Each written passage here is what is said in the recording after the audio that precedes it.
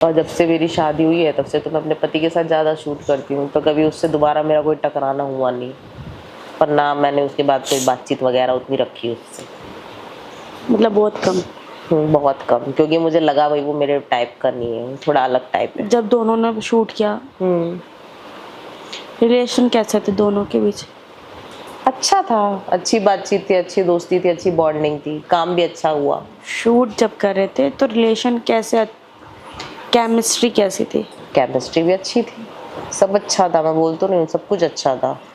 बातचीत भी होती थी उसके बाद हमारी, बट यही है कि मुझे लगा कि थोड़ा अलग टाइप उसकी ज़िंदगी है, हम लोग कभी एक राह पे नहीं आ सकते, तो फिर मैं पीछे ही हट गई। क्योंकि देखो, जब से मुझे धोखा मिला है ना अपने पास्ट लाइफ में, तब से मैं थोड़ा बहुत सोच के चलने वाली बंदी हो चुकी थी। अब कहते नहीं है, जो इंसान एक बार दूध से जल गया वो छाछ को भी फूक फूक के पीता है, मेरा वही वाला हाल है, आज भी है।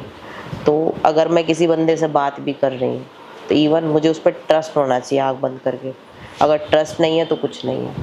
अगर मुझे सामने वाले पे ट्रस्ट नहीं हो रहा है तो मजाल है, मैं उससे मिलने भी नहीं जाऊँगी, बात तो बहुत दूर की बात है। अब जैसे कहा कि सेट पे प्रोटेक्शन यूज़ नहीं होता, बाई चांस अगर किसी के साथ कुछ हो जाए तो? हो भी जाते हैं सीन तो लोगों के साथ। कितनों के साथ, मतलब? एक दो के साथ तो हो ही चुके हैं सीन, मेरे सामने की बात है। जैसे? HIV वगैरह, एड्स वगैरह, तो वही है, हो भी जाते हैं, पर ये लोग बाज नहीं आते, बस वही वाली बात है। अगर आगे चलकर किसी को भी कुछ होता है, क्या रिस्पॉन्सिबिलिटी लेता है डायरेक्टर? वो कोई रिस्पॉन्सिबिलिटी नहीं लेते, उन्हें अपने काम से मतलब है।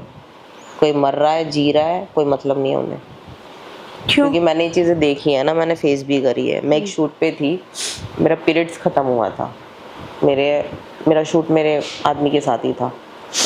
तो फिर क्या हुआ, अब वो मेरे साथ सीन दे रहा है तो मुझे पेन हो रहा है। मैं उसी चक्कर में, मेरे 5 सीन थे, मैं कर नहीं पाई, मुश्किल से 2 कर पाई, क्योंकि मेरी हालत ज़्यादा ख़राब थी। भाई वो डायरेक्टर मेरे से बकवास करने लग गई, मेरा शूट ख़राब कर दिया, ये कर दिया, वो कर दिया। मैंने बोला देखो मैम, मैंने जानबूझ के तो नहीं किया, इससे पहले भी मैंने आपके कितने काम किए, आज तक कभी ऐसा हुआ? मैंने बोला मेरी हालत ज़्यादा ख़राब थी, तब जाके ना ये सब सीन हुआ है। तो चलो पैकअप हुआ तो हुआ, पैकअप के बाद फिर कहती है कि यहाँ तुम स्टे मत करो, अपना होटल में जाओ रहो। हम लोग वहाँ से भी निकल गए, होटल में रहने गए। उस टाइम तो मैं कुछ भी नहीं बोली, मेरे मन में तो खुन्नस आ गया था, इसके भी मन में था। तो फिर उसके बाद उसने मुझे फ़ोन किया एक बार शूट के रिगार्डिंग, कहती है कि एक शूट है, 10 सीन है, 30,000 पेमेंट है। मैंने मना कर दिया छुपते ही, मैंने बोला 30,000 में मैं नहीं करूँगी, मैं 80,000 रुपये लूँगी, देना है तो दो वरना रहने दो।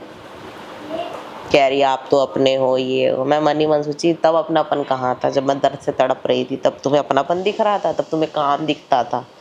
अब जब तुम ज़्यादा प्रोफेशनल बनोगी तो मैं भी तो बनूंगी, मैं बेवकूफ़ हूँ क्या यहाँ पे? तो मैंने सीधा बोला ना, 80,000 दोगी तो ठीक है, वरना रहने दो, मैं नहीं करूँगी। तो फिर क्या कहा?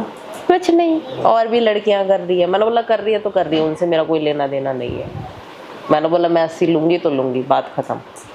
फिर कुछ नहीं बोली। कॉल आया? फिर नहीं आया कॉल, 30,000 में बुलाना चाहती थी वो, मना ही कर दिया मैंने। मैं उसके क्या